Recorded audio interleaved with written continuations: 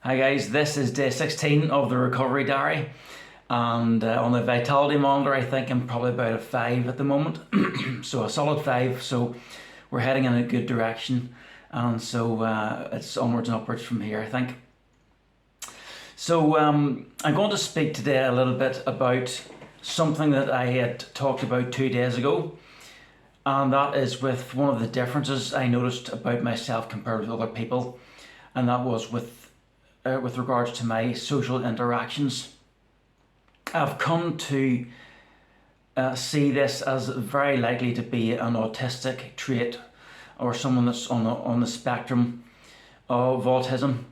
And what I mentioned before was that quite often I'm a lot more silent in conversations and interactions with people than I've learned to be. And I've had to do some thinking about why that is and what has made me like that. And also this was the reason why I felt different from people that were around me, because most people made a lot more chat than I did, and quite often I just didn't have anything to say. So I have, with a bit of research and a bit of journaling, which really helps me get my head around things, I've come to understand that the reason I do this is because quite often, and this again is a very autistic trait, I don't have any interest in small talk. Quite often with autistic people, you'll find that they say nothing, they have nothing to say until you get them on something which interests them, and then you can't shut them up. So they're just either all or nothing. And that's because they don't seem to link things that are not of interest to them, and they don't really see why something would be of interest to someone else. They seem to miss that link, and that has been the case with me. And I realise that's quite often why I don't interact with people an awful lot, or don't really engage with people as much as many other people do. And that is because quite often I will feel like I've got nothing to say in a conversation, or don't have any interest in small talk.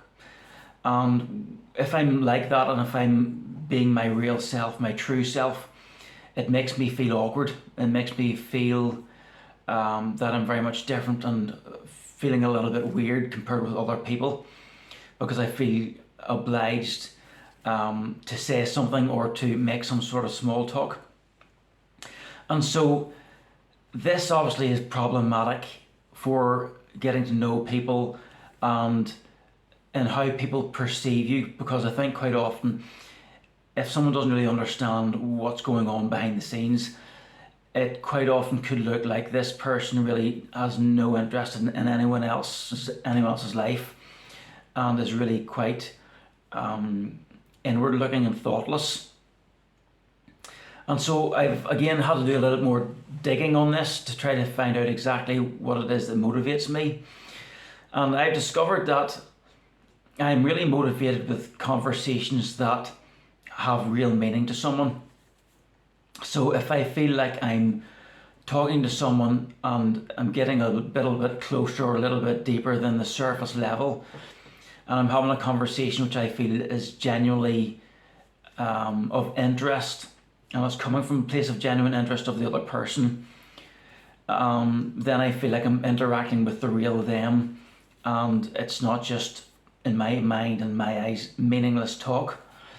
And so I'm much more engaged with that kind of conversation, because when I ask myself the question, what is it that really motivates me the most with regards to how I think about people, the answer is that I want to see people's lives really genuinely enriched, to take them to a place from where they're at and to help them get to a better place from where they're at. And obviously that really doesn't happen with small talk, so that's why I find it very difficult to engage with that kind of conversation. So the next question that I had then asked myself was, what kind of person do I want to develop into being? What's really important to me? If I think about my future self and the kind of person I want to grow into, what does that person look like? And the answer is that I want to become interested in people whenever I engage with them, so that I make them feel like they're valued, and I can somehow get past the surface level to really make that person feel that they matter, and make them feel loved and valued. And so then I began to ask myself questions: how would I do that? And I realized that the way I can do that is by imagining I'm in their shoes and asking myself questions like, what would they want me to do or say to them which would make them feel more valued or listened to or seen? And so these are things which I'm going to be developing in my life as I begin to really work on this over the next while. And this has a lot to do as well with Facebook interactions. Anyone who knows me on Facebook knows that I don't really interact on Facebook. I don't really interact with people's posts because, again, they're on surface level and I don't know how to interact with them. So I've thought a bit more about that, and on the next video I'm going to talk about that and how I can interact with people in a way which means something to me and which will be a genuine interaction with people, and how I can make people feel more valued in my interactions.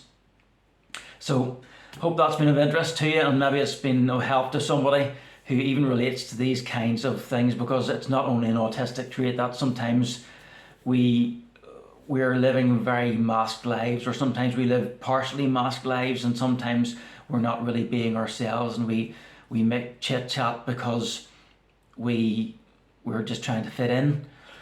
And so this is important to think about: how can we find interactions which are more meaningful to us and to them, to those people that we interact with, and how can we build relationships even on a basic level which are more nourishing and more of a blessing to those who we interact with and to ourselves. So I'm going to speak about that tomorrow on the next one, and I'll see you then on day 17. Bye bye.